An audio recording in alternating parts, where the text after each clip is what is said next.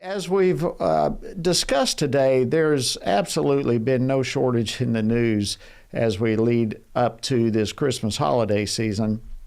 And although, thankfully, there has been some encouraging stories, there's also been some stories that demonstrate that the culture of death is still very much alive in many states. In fact, it's advancing. And joining me now to discuss what's been happening in the last week or so is the recently minted Dr. David Closson. He's the director of the Center for Biblical Worldview here at FRC. David, welcome back to Washington Watch. Always an honor to have you on for this segment. Great to be with you. Thanks so much for having me today and throughout the year, Jody. Really appreciate it. Yeah, it's hard to believe that we're coming to the end of the year, but it's always been a highlight for me every week to bring you on and just hit some of the highlights of the news from a biblical perspective. And again, I want to thank you for your expertise in that. You and I talk a lot about the culture of death, and of course, probably most people think of that as attacking the beginning of life, newborn babies, but what we're seeing right now is that it attacks the end of life as well. Just this past week, we had two different states that either passed or committed to pass physician-assisted suicide. And I know you wrote a piece about this in the Washington Stand, but David, let's start here. If you would just kind of bring us up to speed on what happened this past week. Absolutely, Jody. And so, a pro-life ethic affirms that all human life has dignity and value from the moment of conception to natural death. And what's happened just in the last 7 days is, again, a frontal assault by the culture of death on the end of life. So just last week, J.B. Pritzker, the governor of Illinois, signed into law a physician-assisted suicide bill that will take effect next year. And just 2 days ago, Kathy Hochul, the governor of New York, announced that she had come to an agreement with her state legislature that months ago actually had passed a physician-assisted suicide bill. She said that she had been thinking about this for months and announced that she had reached an agreement with the legislature. She'll sign this into law in January. It would take effect 6 months later. And so within 7 days, the fourth and sixth most populous states in our union are now on the side of death when it comes to physician-assisted suicide. It's just stunning that we would even be coming to this. Any idea what kind of prompted this? We really haven't heard a lot about physician-assisted suicide in a great while. Has there been something happening in the background that you're aware of that has brought this about in this week? Well, what's really interesting, Jody, is the way Kathy Hochul actually announced her support was that, and she put in a very personal op-ed out in a local newspaper where she said that kind of what tipped her hand on this was that she is seeing things through the lens of bodily autonomy and individual choice.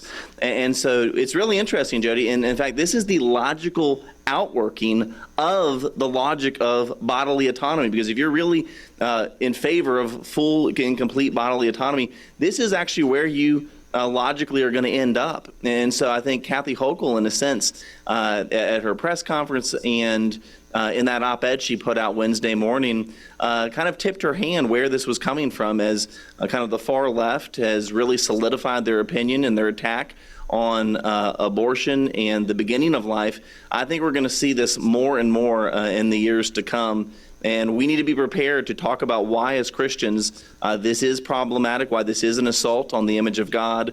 But we clearly have our work cut out for us, Jody.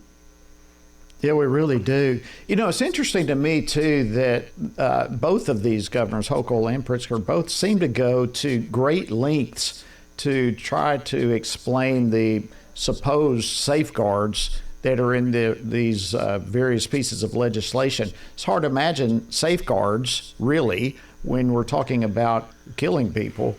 But why do you think that they are going to such lengths to draw attention to these so-called safeguards? And are you at all convinced that these safeguards will work?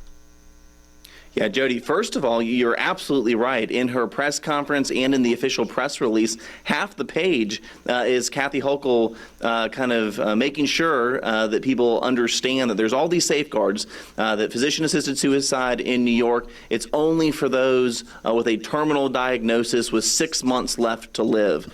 And you have to have a mandatory 5-day waiting period from when you are prescribed the drugs until when the drugs are actually dispensed. You have to undergo a mental health evaluation. There's a provision that she agreed with the legislature that anyone that could financially benefit from you dying can't be a witness. And there's similar the similar provisions in Illinois too. There has to be 2 doctors that agree on the terminal diagnosis. You have to provide written and verbal assent that you actually want to go through with this. And I think the reason, Jody, these politicians are wanting to underline and underscore and emphasize all these safeguards is because we know that we're playing God here. And it's so interesting is we know physician-assisted suicide is raft for opportunities of coercion, for exploitation, and just I think they're trying to get ahead of this by making sure all these so-called safeguards are in place. But Jody, wherever this has been implemented, these safeguards do not hold. You only have to look to the Netherlands or Belgium, which is about 20 years ahead of us on this experimentation, or just look north of the border with Canada. There is a trajectory here, and this happens all the time. These laws, Jody, initially it's only for those with a terminal diagnosis. Well, then they will expand it to anyone kind of with physical suffering, and then inevitably they change and relax the requirements for psychiatric or mental sufferings included, and then they'll eventually lower the age from adults to minor children with parental consent. And then now the Netherlands is even saying that children don't need parental consent. And so it's a slippery slope that these laws always are expanded, they're always broadened, and the folks who hurt the most are most vulnerable. I can exactly see what you're talking about there, how that slippery slope begins and where it ends with just a wide open door. You mentioned a while ago this whole topic of euthanasia and physician-assisted suicide. It doesn't get a lot of attention, but it is an issue that is crucially important to Christians to understand. And you mentioned that as Christians, we need to understand this and get a grip on it. Can you just begin walking us down that path of how we as Christians need to be looking at this? Yeah, Jody, Christian ethicists have actually reflected on this for quite a long time. And I think most fundamentally, we need to be the people that say there really are some things that are objectively right and there's some things that are objectively wrong. And it is always wrong to murder, even if that is self-imposed, if it's self-murder. It's always wrong. This is a tenet of the Christian worldview that is absolutely non-negotiable. And of course, my heart goes out to people who are suffering and who are in terrible pain. But God is the author of life. God has the authority over life. Again, this is fundamental to what it means to have a Christian pro-life ethic. I think it's also important to say that when you go down this road of physician-assisted suicide, it fundamentally changes the relationship with medicine, the relationship between patient and doctor. When you go down the road of physician-assisted suicide, like I said earlier, the exploitation, the coercion. Of course, no one wants to be a burden on their family. But again, you're just fundamentally changing that relationship between patient and doctor. Doctors, the Hippocratic Oath, that they preserve life, they extend life, they provide healing. But you change the entire moral foundation of medicine when doctors become agents of death. And I think that's what the Christian worldview affirms. And then I would just say also, Jody, physician-assisted suicide, it preys on fear and isolation and despair. Again, as Christians, we are not ever permitted to eliminate suffering by eliminating the sufferer. And I think that's something we're going to have to continue to catechize and disciple our people as these issues continue to come up. Yep, well said. Let me shift gears with you if I can, David, in the last few minutes that we have here. I wanted to ask you about what happened yesterday at the Department of Health and Human Services. The department announced a series of proposed regulatory actions, all in response to President Trump's executive order to end gender mutilation of minors. And by the way, this never ceases to amaze me how the left calls this gender-affirming care. But I wanted to put this your way and ask if you can kind of summarize for us what the proposed actions are. Yeah, Jody, it's important for us, again, to call balls and strikes. And last week on the program, we criticized the forthcoming step to reclassify marijuana, and I still think that was a mistake. But credit to where credit is due. And the press conference at HHS yesterday, again, it was all of our top public health and medical officials and acting at the directive of President Trump. So again, President Trump deserves all the credit in the world right here for what Bobby Kennedy and the others are doing. In short, they announced 6 regulatory actions that they'll have to go through a period of waiting. But once these are in place, Jody, these actions will end the medical gender transition for minors. And this is in keeping with the president's executive order.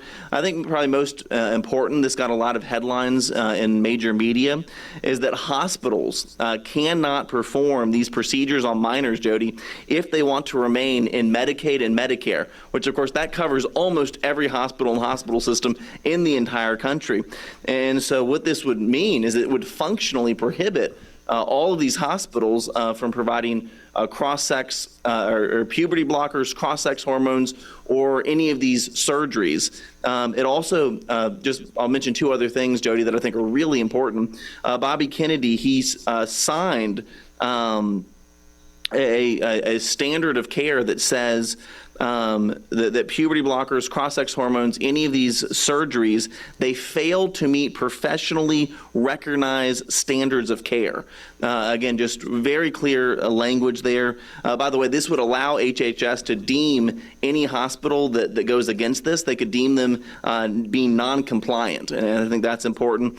And also, the FDA is going to issue warnings to companies that are illegally marketing breast binders to minors. So these breast binders, they're for those who unfortunately have to, because of breast cancer, get mastectomies. Well, they've been marketed towards those gender-confused children who've had these surgeries, and the FDA has now put out a warning to these companies that this is an impermissible use of these binders. So again, very clear, very something that should be commended. Yes. It's just common sense, too. One of the things that stood out were some of the comments made at the press conference yesterday. I wanted to play a quick clip for you and get your response to this. This is HHS Deputy Secretary Jim O'Neill. Let's play clip 1, please. Men are men. Men can never become women. Women are women. Women can never become men.